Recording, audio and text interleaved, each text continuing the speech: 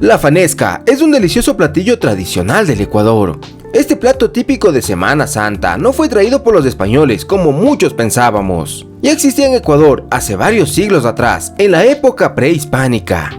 Fue una tradición indígena propia de la celebración del Mushugnina o Día del Fuego Nuevo.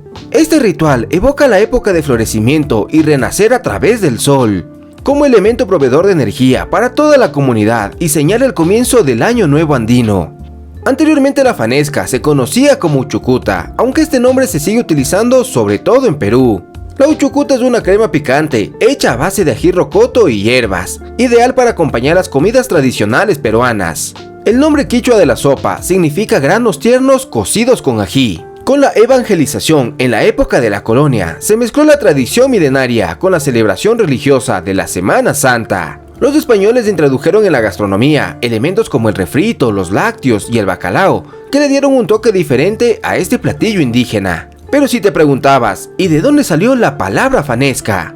Existen varias versiones, entre las cuales tenemos la historia de Fray Jodoco Rique, quien contrató a un chef francés que elabore una sopa de granos andinos, a la que se le añadió un pescado traído de Europa, muy popular y barato en aquellas tierras, y así nació la fanesca. Otra leyenda también cuenta que la fanesca puede referirse al uso de un pescado muy común para los españoles, denominado faneca. O también se dice que tiene relación con una cocinera de la época llamada Juana.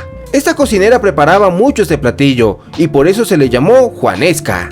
Algunos datos del siglo XVIII y XIX detallan que en las familias y conventos era una tradición reunir a varias personas para realizar el desvaine y desgrane de los ingredientes en una especie de ritual. La realidad es que este platillo tradicional precolombino, elaborado con granos andinos, fue influido por el catolicismo, con la finalidad de erradicar el paganismo en las antiguas Américas. Como ya te había contado en otro video, el sincretismo es el intento de conciliar dos creencias o dos formas de concebir la religión y la vida, para poder tener una experiencia diferente con Dios. Lo que quiere decir que es mucho más fácil adaptarse a las costumbres indígenas, imponiendo simbolismos y tradiciones católicas, que eliminarlas por completo. Pero si eras indígena y no las cumplías, solo tenías dos opciones: un fuerte castigo o simplemente... Y esto sucede de igual manera con las festividades precolombinas, ya que se impuso nuevas tradiciones en fechas similares a las indígenas. Por eso la Semana Santa está marcada por el sincretismo cultural, pues se fusionan las tradiciones ancestrales como el resultado de este proceso histórico. Esta festividad está estrechamente ligada con la preparación de la fanesca. Una de las actividades más importantes de la Semana Santa en Quito, Ecuador, es la procesión de Jesús del Gran Poder.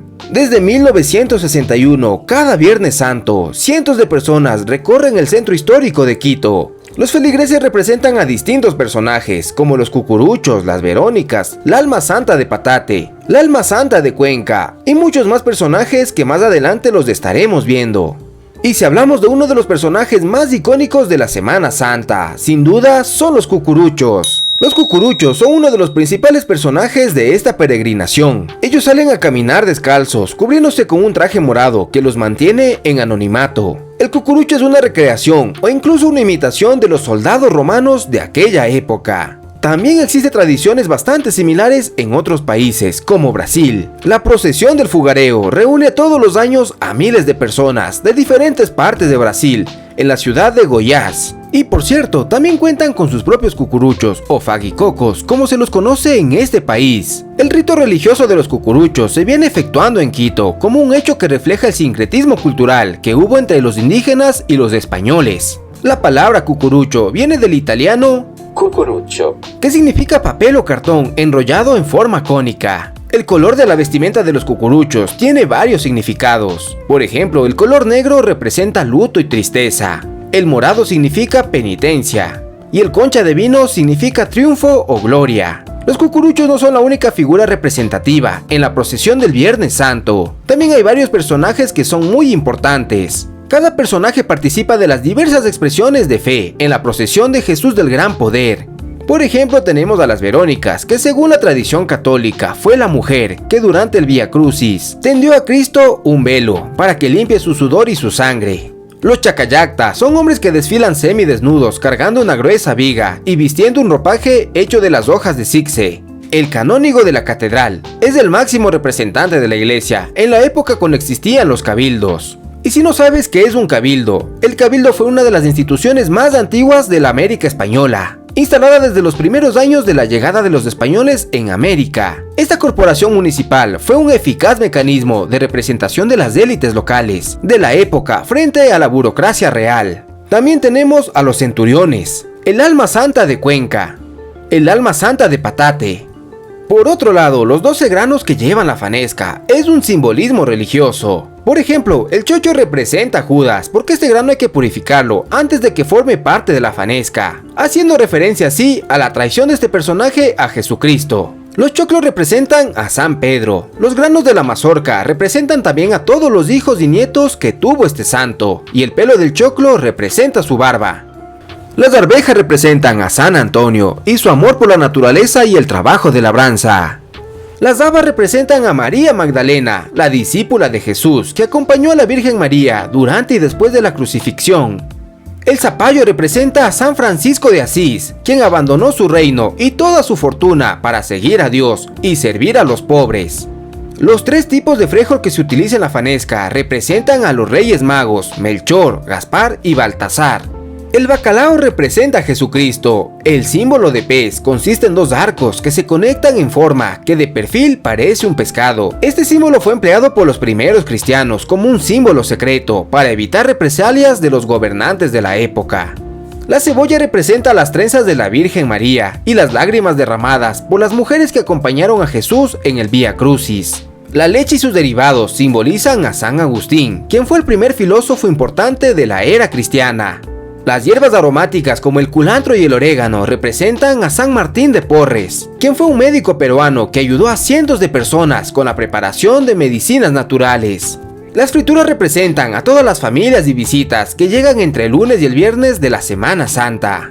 El bacalao seco y salado fue una incorporación de la gastronomía de la costa ecuatoriana. El sabor que brinda este ingrediente es indispensable, por esta razón se constituyó como un ingrediente obligatorio en la fanesca. El molo tiene una estrecha conexión con la fanesca, es algo así como Batman y Robin. Ambos se complementan y ninguno de los dos pueden faltar. Pero si hablamos de la historia del molo, o mejor dicho, de su materia prima, es decir, la papa. La historia de la papa se remonta milenios atrás. Se presume que este cultivo se originó al sur de Perú y al noreste de Bolivia. El cultivo temprano de papa parece haber sido parte de un gran cambio entre la cacería y la recolección, hacia la agricultura y la ganadería. Al mismo tiempo, la gente comenzó a construir casas más complejas y surgieron las jerarquías sociales. Y todo esto gracias al cultivo de la papa, y también de otros granos que fueron vitales para los indígenas de la época. La primera receta de puré de papa actual fue creado en el siglo XVIII por el nutricionista y farmacéutico francés Agustín Parmentier. La influencia de Parmentier fue tal que cualquier preparación donde la papa es protagonista suele llamarse Parmentier. E inclusive hay un corte de papas que lleva su nombre. Pero regresando al tradicional molo, realmente no encontré datos concretos sobre su creación como tal. Pero una hipótesis que tengo es que seguramente los indígenas precolombinos ya preparaban el puré de papa desde hace varios milenios atrás. Claro que no era nada parecido al platillo que hoy conocemos. Seguramente era un puré rústico y muy consistente, algo así como un ancestro del locro de papa actual. Otra hipótesis que también puede resultar interesante es que los indígenas preparaban en ciertas fechas de cosecha las papas cocidas acompañadas de uchucuta. Como te decía, la uchucuta es una crema picante hecha a base de ají rocoto y hierbas. Gracias a la influencia católica, la crema de uchucuta se transformó en lo que actualmente conocemos como fanesca, y las papas cocidas se refinó con la mezcla de nuevos ingredientes como lácteos y el refrito característico de los españoles, obteniendo de esa manera el tradicional molo. Es decir, que al final de cuentas las papas y la crema siguen siendo los mismos protagonistas. Pero continuando con la fanesca, la preparación de este platillo varía según los gustos y las regiones de nuestro país. Por ejemplo, en la ciudad de Quito se la cocina con leche de bacalao, huevo duro, bolas de masa y también queso. Sin dejar atrás los acompañantes de la fanesca, como el incomparable molo, el arroz con leche y los higos con queso. En la provincia del Oro, la fanesca cambia de nombre. Allá se la conoce como la marinera, ya que su materia prima está basada en los frutos del mar. Todo tipo de marisco rebosa en este platillo, incluso lleva palmito, y se acompaña con distintas variedades de ajíes de la región costera. En la provincia del Guayas, hay personas que prefieren licuar los chochos y usan granos secos como la lenteja y el garbanzo. En Azuay existe una forma característica de cocinar la fanesca. En lugar del maní, utilizan pepas de sambo y lo acompañan con mote y achocchas.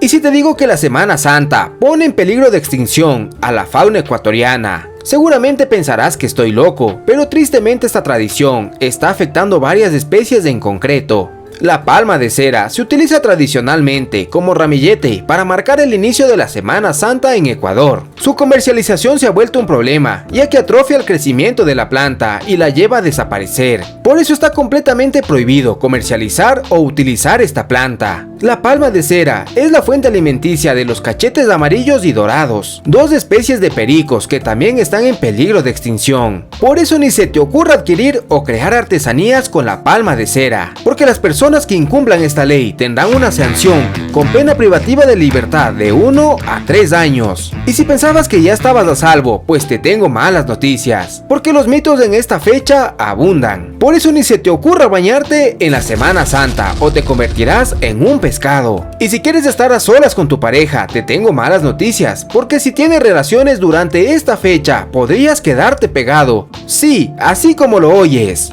Y por lo que más quieras, ni se te ocurra vestirte de rojo, porque si lo haces en Semana Santa, atraerás la presencia del mismísimo demonio. Y si naciste un Viernes Santo, toda tu vida tendrás mala suerte. Ah, y tampoco puedes escuchar música. Y la peor de todas, no puedes comer ningún tipo de carne roja, ni los miércoles de ceniza ni el Viernes Santo. Esta tradición para mala suerte de muchos aún se mantiene, y es una de las más antiguas, ya que según la Biblia, el pescado era uno de los pocos alimentos que las personas sí podían comer en Semana Santa. A pesar de que son solo mitos, anteriormente se cumplía con rigurosidad cada uno de ellos. Para nuestra buena suerte, solo queda en la memoria colectiva estos peculiares mitos e historias, aunque en varios pueblos rurales del Ecuador aún lo siguen cumpliendo al pie de la letra. No te olvides de visitar todos los hermosos lugares que tiene nuestro país. Y si te gustó este video, no olvides dejar tu like y compartirlo. Y nos vemos la próxima semana con una nueva aventura.